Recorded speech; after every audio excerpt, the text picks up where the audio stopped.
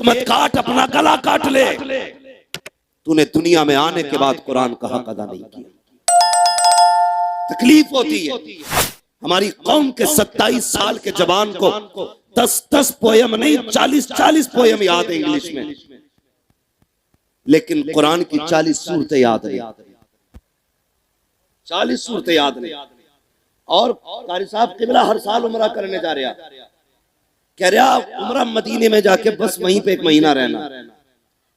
ये फजीलत अपनी जगह है। मेरे नबी ने फरमाया जिसने रमजान में उम्रा किया गोया उसने मेरे साथ हज किया है। ये फजीलत अपनी जगह है, लेकिन मुझे बता तो सके, जाओ जाकर कभी हरम शरीफ में बैठना, जितने उम्रा करने जाते हैं इनसे कभी दुआए कुनूत सुनो, सूरे फातिहा सुनो, सूरे इखलास सुनो। तकरीबन 90% इंडियन लोगों को 90% दुरुस्त तरीके से सूरे फातिहा पढ़ने नहीं आती है। और किस मुंह से हरम शरीफ में जाके बैठ जाते हो? कौन सा मुंह लेके जाते हो गुंबद खजरा के करीब? तुम्हें तो वो किताब तक नहीं आती जो किताब महबूब के सीने पे उतारी गई। तुम्हें वो कुरान नहीं आया जो इस उम्मत को तोहफे के तौर पे दिया गया। किस मुंह से जाते हो हरम शरीफ? अल्लाह अकबर। मैंने एक शायर को कहते सुना था, उसने कहा था शर्मेसियां से नहीं सामने जाया जाता। ये भी क्या कम है तेरे शहर में हम आए हुए हैं। वो कौन सा अदब है जो तुम मदीने लेके जाता है? हैरत आनी चाहिए। काबे के आगे बैठना आसान है, हरम में जाना आसान है, लेकिन मजे की बात यह है अगर तुझे कुरान नहीं आता तो किस मुंह से जाता है वहां पर? अगर वहां जाना है 1 साल ना जाओ उम्रे करने के लिए, 1 साल मदरसे में वक्त दे दे, किसी कारी के आगे जाके बैठ जा, उससे 10 सूरतें याद कर ले, उसके बाद मदीने जा, गर्दन झुका के जा। कसम खा के कहता हूँ पलट के बाद में आएगा, जन्नत होने का परवाना तुझे पहले दे दिया जाए। नारे तकबीर, नारे रिसालत, उलमा अहले सुन्नत। अल्लाह भला करे मिंबर वालों का। जो सबसे बड़ा मुसाफा कर ले वो सबसे पक्का जन्नती। हमने दिमाग खराब कर दिया इस कौम का। पता चला ब्याज पे पैसे देता खड़ा हुआ 500-500 का नोट, तो मैं ही कह देता हूँ जिसे जन्नती देखना इसे देख ले। मेरे बाप की जन्नत है, देखा है जन्नत का। जन्नत इतनी सस्ती होती ना तो सुनहरा कभी आंखें ना गवाती। हाँ, सोच समझ के सर्टिफिकेट दिया करो। जन्नती होने के मैयार हमने बना रखे। जिसे चाहेंगे जन्नती कहेंगे, जिसे चाहेंगे दोज़खी कहेंगे। ओ भाई होश के नाखून ले। हमारी कौम रोना आता है, रोना। जाओ कभी जनाजों में खड़े होके देखो, 10% लोग जनाजे की नमाज में शामिल होते हैं, बाकी लोग बाहर कोई पेड़ के नीचे खड़ा है, कोई कब्र के पास खड़ा है। ये क्यों नहीं आते? कोई कहता नापाक हूँ, कोई कहता मुझे आती नहीं है नमाज जनाजा। ओ यार होश कर होश। आज उसके नाम का ऐलान हुआ है, एक दिन तेरे नाम का ऐलान मस्जिद से किया जाएगा। लोग सुनते हो रोज आज फला नहीं रहा, आज फला नहीं रहा। एक दिन ऐसा भी आना है जो कहा जाएगा आज तू नहीं रहा है। उस दिन क्या करेगा भाई? कुरान से प्यार करो, कुरान से मोहब्बत करो। रोना आता है क्या पहले का दौर भूल गए आप लोग? अल्लाह अकबर 1300 साल बीत गए हैं जब कुरान जमीन पे आया था। कुरान की इज्जत करने वाले लोग थे जमीन पे, कुरान पढ़ने वाले लोग थे जमीन पे। फजर के बाद फरिश्ते उतरते थे, हर घर से कुरान की तिलावत की आवाज आती थी। फरिश्ते आज भी आते हैं, लेकिन आज कहीं से कुरान की आवाज नहीं आती। फरिश्ते लौट के जाते हैं।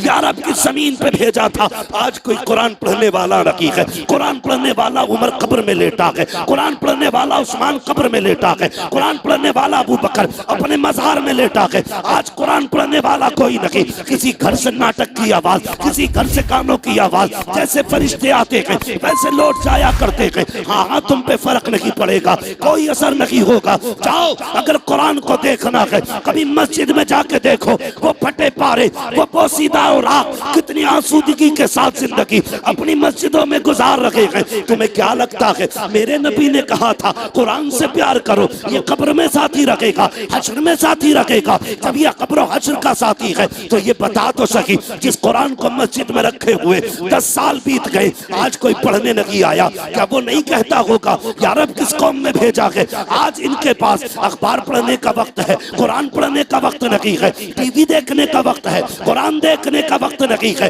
अगर कुरान सिफारिश कर सकता है तो कुरान शिकायत भी कर सकता है। जाओ कभी मस्जिदों में जाकर के पुराने पारे लेके बैठा करो, अगर पढ़ना नहीं आता उन्हें चूम लिया करो, उन्हें सीने से लगाया करो। जब दुनिया छोड़ देगी तब कुरान हाथ पकड़ के तुझे जन्नत में दाखिल कराएगा। हालात बिगड़ते जा रहे हैं हमारे। हमने कामयाबी का मेयार क्या बनाया? मुझसे भी कई लोग कह चुके, मौलाना बेटे को इंग्लिश मीडियम में पढ़ा इंग्लिश मीडियम में। मैं एक दिन मैंने बहुत सोचा, मुफ्ती ताहिर साहब, बहुत दिमाग लगाया मैंने क्या करूं। मैं इस नतीजे पे पहुंचा, जिसने औलाद को दीन नहीं सिखाया उसने कुछ नहीं सिखाया। हाँ, जिसने दीन नहीं सिखाया उसने औलाद को कुछ नहीं सिखाया। सबसे अच्छे माँ बाप वो हैं जो औलाद को दीन की दौलत देते। क्या देते? सारे बोलो। आज जानते हो कितने गरीब हैं हम लोग, कितने गरीब हैं। एक एक घर में 4-4 बाइकें तो हैं, एक एक घर में 4-4 4 व्हीलर गाड़ियां हैं, लेकिन किसी घर में मुश्किल से 4 कुरान नजर आएंगे। एक कुरान पूरे घर के लिए काफी है, वो भी कभी कभी खुलता है, कभी कभी तबाही नहीं आएगी। बोलो, अगर गरीबी आती है, हमारी कौम के हालात देखो, बुरा मत मानना, मेरी तकरीर तबे यार को बेचैन करती है। सबब क्या है? वही कहता हूं जो दिल पर गुजरती है। हाँ, बहुत गौर से मेरी बात सुने। यहाँ ना बिरयानी है मुरादाबादी। हाँ, वो कारी साहब वो जो कही थी ना, जिसने भी बात कही थी, ये तो घबराए बैठे। मैंने उसके इलाके में जाके कहा था, मैंने होश नहीं है तुझे? मैंने कहा तुम मुरादाबादियों को भौंक रहे हो। मैंने ऐलान करके कहा था, मैंने कहा सदरुल्लाह फाजिल का एहसान भूल गए? अगर उन्होंने उंगली न पकड़ी होती तो तुम्हें तो बिस्मिल्लाह तक नहीं आती। और मैंने टंके की चोट पे कहा था उस मास्टर डॉक्टर के इलाके में, मैंने कहा था जिन पत्थरों को हमने सिखाई थी गुफ्तगू, जब बोलने लगे तो हम ही पे बरस पड़े। मसला कोई नहीं है, न चक्कू लेके चलते न बिरयानी लेके चलते, बस हम अपने सदरुल्लाह फाजिल का फैजान लेके चलते हैं। हाँ, बहुत गौर से मेरी बात सुनो जो मैं कहना चाह रहा हूं। हम गरीबी आती है तो क्या करते हैं? कोई कह रहा है बीजेपी ज्वाइन कर लो, 2-4 किलो चावल मिलने लगेगा। कुछ नेताओं ने मजहबी बेच दिया, रोटियों के चक्कर में मरेगा तो बेटे सारी नेता नगरी निकल जाएगी। ये मौलवी तो बेवकूफ लगते हैं ना, इन्हें तो कुछ नहीं आता। मैं कसम खा के कहता हूं, हुजूर की उम्मत के उलमा को इतना आता है कि बड़े बड़े साइंसदानों को इतना नहीं आता। याद रखना मेरी बात, ये बेवकूफ कौम नहीं है, सबसे अक्लमंद कौम है। दाढ़ी वालों को तो लोग बेवकूफ समझते हैं। ये आपसे क्या करें, कुछ बातें तो आपसे कहीं भी नहीं जा सकती है, क्योंकि हमारे बीच 500-500 रुपए में बिकने वाले बैठे रहते हैं हमारे बीच। बस इशारा तो समझ लो ना। डॉक्टर इकबाल ने कहा था, न समझोगे तो मिट जाओगे हिंदी मुसलमानों, तुम्हारी दास्तां तक भी ना होगी दास्तां। डॉक्टर इकबाल ने कहा था, गुर्बत आती है ना तो कहता चलो फला नेता के चौखट पे बैठ जाओ चल के। कई तो इतने ठलुए रहते हैं, बुरा ना मानियो, प्रधानों की कुर्सियां घिस डाली, उठता ही नहीं। 8 दिन तक ऐसा बैठेगा, हिलेगा ही नहीं। बाजार का दिन आगा तो बार बार कहेगा और प्रधान जी, और प्रधान जी। तो प्रधान भी गैरत वाले होते हैं, बेगैरत थोड़ी होते।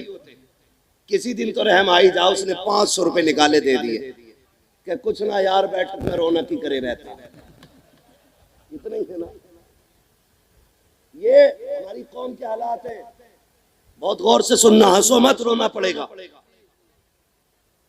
8 दिन एक बैठक पे बैठे रहे। एक बात बता, दुनिया का अपना दस्तूर है, कितनी बड़ा सखी है, कितनी बार दे देगा? एक बार, फिर आ जाओ तो कहेगा ले। तीसरी बार देगा, कहेगा गैरत नहीं आती है, बार बार लेने चला आता ले।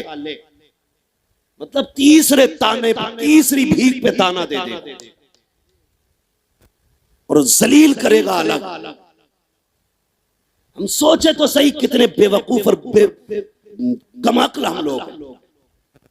हमने ये सोचा किसी अमीर के दरवाजे पे बैठो कूद देगा, तुमने उससे भीख मांगी जिसने दे के जलील किया। एक बात और याद रखना, अगर कोई तुम्हें एक बार रात में भी राशन दे देगा तो दिन में जब भी मिलोगे उससे चेहरा झुका के मिलोगे। ऐसे ही होता है कि नहीं? लोग कहते हैं ना, ये मशहूर है कि नहीं, जब मुंह खाता है तो आंख है कि नहीं, मुंह खाएगा आंख शर्माएगी। आप किसी से भी भीख मांगेंगे, मदद मांगेंगे, रात को जाएगी तो दिन में शर्मिंदगी होगी। उसकी गली से गुजरेंगे तब आपको हया आएगी, सामने से आएगा तब आप शर्मा जाएंगे। तुम अपने रब को भूल गए, वो कितना करीम है, तुमने उसके आगे हाथ फैलाया। पहली बात तो दे ही नहीं सकता, अगर दे दे तो जलील करेगा, बार बार शर्मिंदा करेगा। तुम अपने रब के दरवाजे पे क्यों नहीं आए, उससे तुमने क्यों नहीं मांगा? हमने तो ये समझा था ना कि हमें तो सिर्फ ये दे सकते हैं। आते खुदा ने तुझे क्या नहीं दिया। फरमाया गया अगर तेरे घर में बेबरकती है, रोज मगरिब के बाद इशा से पहले सूरह वाक़या पढ़ लिया कर, तेरे घर में कभी गुर्बत नहीं आएगी। तुझ पे लोगों के कर्जे हैं, तेरे काम नहीं बन रहे हैं। रोज फजर के बाद सूरह यासीन पढ़ लिया कर, तेरे दिन भर के काम अल्लाह के जिम्मे हो जाएंगे। और तुझसे किसने कह दिया कुरान सिर्फ चुड़ैले उतारने के लिए है, भूत भगाने के लिए है, मैयतों के लिए है, मुर्दों के लिए है? नहीं, खुदा की कसम, कुरान सिर्फ मुर्दों के लिए नहीं, कुरान जिंदों के लिए आया था। कुरान ज़ाब्ता हयात बन के आया था, कुरान जीने का सलीका देने आया था। तुझे पता है कुरान क्या है? सुन, कुरान के पास फ्रिज कैसे बनेगा ये कुरान बताएगा,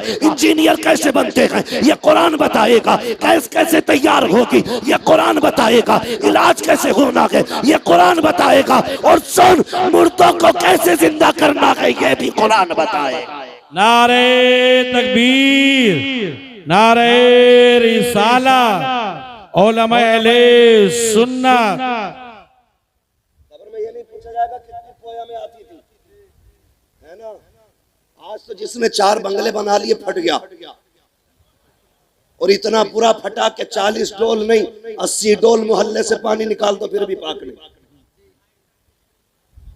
हाँ, जरा सी कोठरिया बना ली, मौलवी से कह रहा वो कहेंगे सिराजुद्दीन साहब कहाँ हैं? बड़ी मेहनत कर रहे हैं माशाल्लाह वहां सिराजुद्दीन साहब, मैंने देखा बड़ी तेज भाग भाग के काम कर रहे हैं। इतना मैंने आज तक फुर्तीला प्रिंसिपल कहीं नहीं देखा। वहां गए हम लोग, रोड पे खड़े थे, लेने गए, पता नहीं चला कब आए कब गाड़ी मोड़ ली। हमने कहा किधर के वो जो जा रहे हैं आगे, मैंने ये लेने आए थे तो मुंह दिखाने आए थे। इतना परफेक्ट, पसीने में भीगा पड़ा है बंदा। क्यों? किसी का एहसान है उस पर, कर्ज ले रखा किसी ने, किसी का क्या नहीं ना। वो बंदा क्यों कोशिश कर रहा है? सिर्फ इसलिए ताकि कुरान हर मोमिन के घर तक पहुंच जाए, सिर्फ इसलिए। तो ये जिन्हें टके भर की दौलत मिल जाती है, और मेरा चैलेंज है पैसे वालों को जो घमंड में फटते हो ना, मैं चैलेंज करता हूं, हिंदुस्तान में तहकीक करोगे तो मौलवी से ज्यादा पैसा नहीं है किसी के पास में। जो 1 नंबर पे जाएगा तहकीक के बाद वो मौलवी ही निकलेगा। ये पहले बता दे रहा हूं, लिमिट में रहा करो खाल में। जरा सी बिल्डिंग या क्या बन गई, 3 पाए लगा के कह रहा कितने पैसे चाहिए, तो बेचारा मौलवी है ना, तो अकड़ के तो नहीं कह सकता, क्योंकि अखलाक उसने हुजूर से सीखे। तुम गालियां भी देते हो ये तब भी मुस्कुराते, इसलिए नहीं कि इनका थप्पड़ मजबूत नहीं। कारी यासीन साहब अगर तमाचा मार दे, इधर मारेंगे तो इधर सीटी बजेगी। ताकत हर मौलवी के हाथ में, लेकिन क्यों झुक गया? क्यों झुक गया? कसम खुदा की, इसलिए नहीं कि कमजोर है, इसलिए झुका है कि ये मोहम्मद का गुलाम, इसलिए लहजे सख्त नहीं होते। मैं साफ कहता हूं, टेंशन नहीं है कौन क्या करेगा, बस इतना समझ लीजिए तेरे आगे यूं है दबे लचे फुसहा अरब के बड़े बड़े, कोई यूं के मुंह में ज़बान नहीं बल्कि जिस्म में जान नहीं। बहुत गौर से सुने, जरा सी वो कुठरिया बन गई, और वो भी कई जगह ठेके में पैसे मारे हुए, हाँ ना, कहीं वहां से मार लिया, कहीं वहां से मार लिया। गांव में बैठा टांग पे टांग रख के फोन करके कह रहे 500 रुपए की रसीद है, अभी मैं लेट आऊं, शाम को आना। शाम को कारी साहब फोन करते हैं, क्या हुआ भाई आपने शाम का वक्त? क्या नहीं कल मिलूंगा। किस बात पे कर रहा भाई, किस बात पे कर रहा? भीख मांग रहे हैं तुझसे? ये क्या समझ रखा है इन्हें? इनकी इज्जत कयामत में पता चलेगी। और मैं चैलेंज के साथ कहता हूं, किसी से तमीज से बात करना मत करना, लेकिन इल्म वालों से तमीज से बात करना। ये बदले खुद नहीं लेते, ये अपना बदला अल्लाह पे छोड़ देते। और हजरत अली ने फरमाया था, ताकतवर से डरना या मत डरना, लेकिन कमजोर से जरूर डरना। तो कहा था हजरत कमजोर से क्यों? फरमाने लगे कमजोर से इसलिए डरना, ताकतवर अपना बदला खुद लेता है, कमजोर का बदला अल्लाह लेता है। हाँ, तो बड़ा मामला खराब है हमारी कौम का।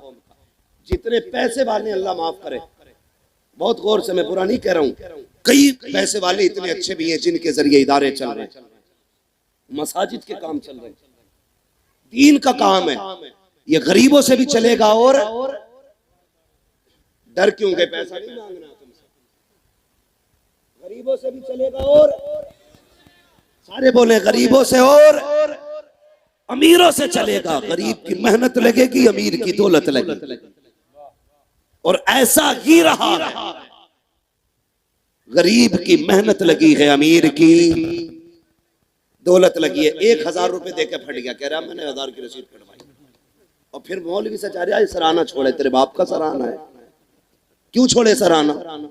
अगर हाफिज भी है और तू 70 साल का है ना, तो वो तुझसे बड़ा है शान में, इसलिए कि ये जलील दौलत तेरे पास है। इज्जत वाली कुरान की दौलत हाफिज के सीने के अंदर मौजूद है। इज्जत किया करो उसकी। 10,000 या 1,000 देख के फटा ना करो। एक दिन मेरे हुजूर खड़े हो गए मिंबर पे, फरमाने वाला है कोई जो अल्लाह की राह में दौलत दे? ऐसा नहीं था कि देने नहीं खड़े हो रहे थे, सहाबा बड़े गरीब थे, कुछ था नहीं उनके घर में।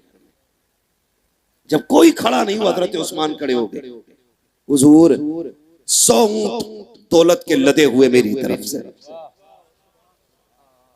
अगर दे नहीं सकते सुभान अल्लाह तो बोल ही सकते हो ना। इस्लाम ने 2 हिस्से रखे, लेने वाली कौम और देने वाली कौम। या तो लिया करो या दिया करो, समझ गए मेरी बात? लिया करो या दिया करो। हजरत उस्मान खड़े हो गए, हुजूर 100 ऊंट मेरी तरफ से। हुजूर ने कहा उस्मान अल्लाह तुझसे राजी है, बैठ जा। फिर हुजूर ने कहा है कोई? फिर कोई नहीं उठा। फिर हजरत उस्मान खड़े हो गए, हुजूर 100 ऊंट और मेरी तरफ से। हुजूर कहने लगे उस्मान अल्लाह तुझसे राजी हो, फिर बैठ जा। तीसरी मर्तबा मेरे नबी ने कहा है कोई जो खुदा की राह में दौलत दे? फिर कोई नहीं उठा। फिर हजरत उस्मान उठ के खड़े हो गए। हुजूर फरमाने लगे उस्मान अल्लाह तुझसे राजी हो, बता कब तक उठेगा? कहने लगे हुजूर जब जब आप मांगते रहेंगे उस्मान यूं ही देता रहेगा। किसी ने कहा उस्मान आप क्यों बार बार उठते थे? कहने लगे मैं इसलिए उठता था कि हुजूर की बोली खाली चली जाए, ये उस्मान को गवारा नहीं होता था। ये है हुजूर के चाहने वाले। और ये थोड़ी फोन करके कह रहे आके ले जाओ, आ जाना जुमेरात के दिन, अभी पैसा नहीं है, वक्त नहीं, दौलत संभाल के रखा करो। अगर तेरा लहजा मौलवी के आगे ऊंचा हो गया, होश में बात करना, होश में। अगर अल्लाह नाराज हो गया, कितनी भी दौलत तेरे पास है, आईसीयू में डाल करके तेरे मुंह पे ऑक्सीजन का छींका लगाएगा और तुझे तेरी औकात याद दिलाएगा। उस वक्त तेरे मुंह पे ऑक्सीजन लगी होगी, तेरा जगह भी आएगा, तेरे चचेरे भी तुझे देखने आएंगे, लेकिन तू किसी से बात नहीं कर सकता होगा, अपनी मर्जी के मुताबिक मांग नहीं सकता, बोल नहीं सकता, सिर्फ रोएगा रोएगा। उस वक्त तुझे एहसास होगा आज तेरी पावर किधर गई है। मशीयत का नकीब आवाज देगा, देख मैंने कहा था।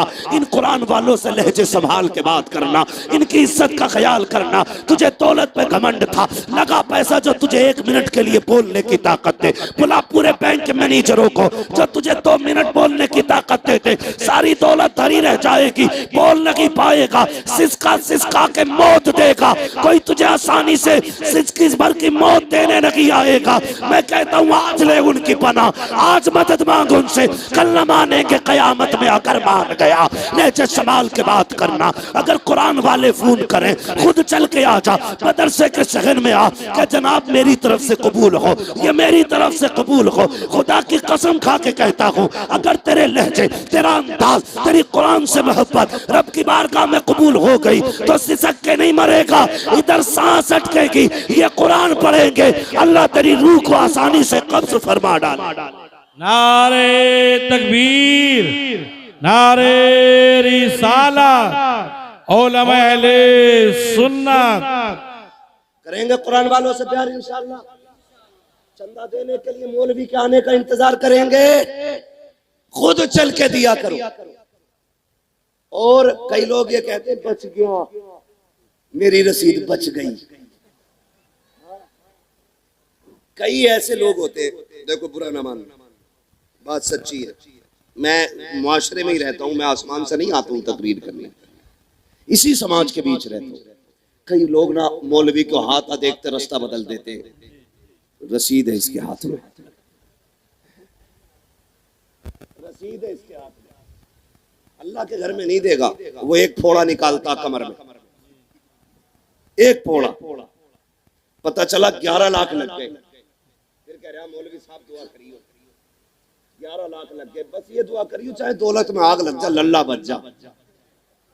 ये ले है ना, बाद में आया ये भाई, तुमने देखा ना गरीब कितने सस्ते मर जाते। बुखार आया, झटका लगा, गरीब था, खत्म हो गया।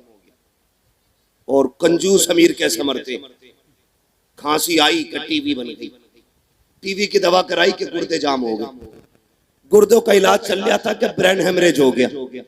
5 लाख इसके साथ उसके, 13 उसके, मिल गई 50 लाख के लिए। मरा ही नहीं गया, बेड़ा ही गरक हो गया।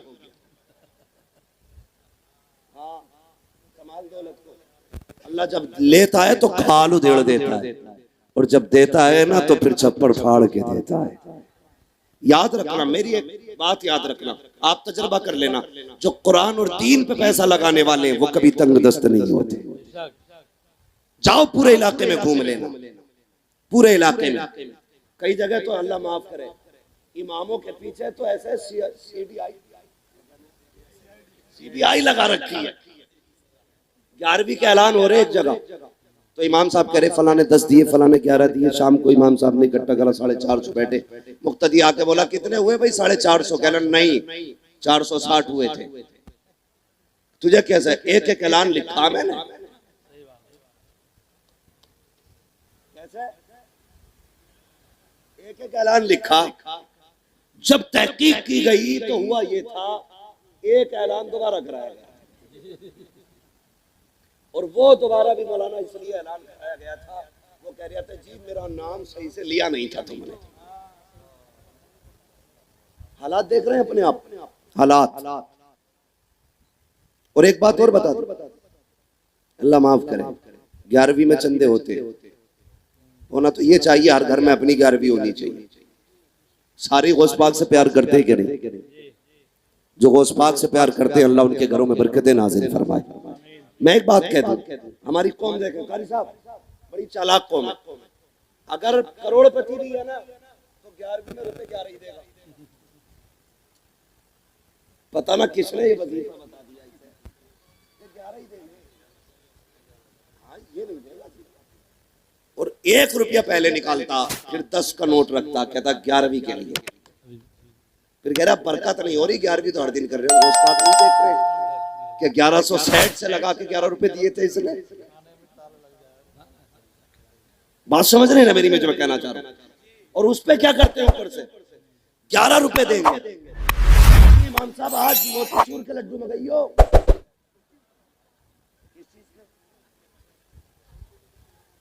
किस चीज के लड्डू आने?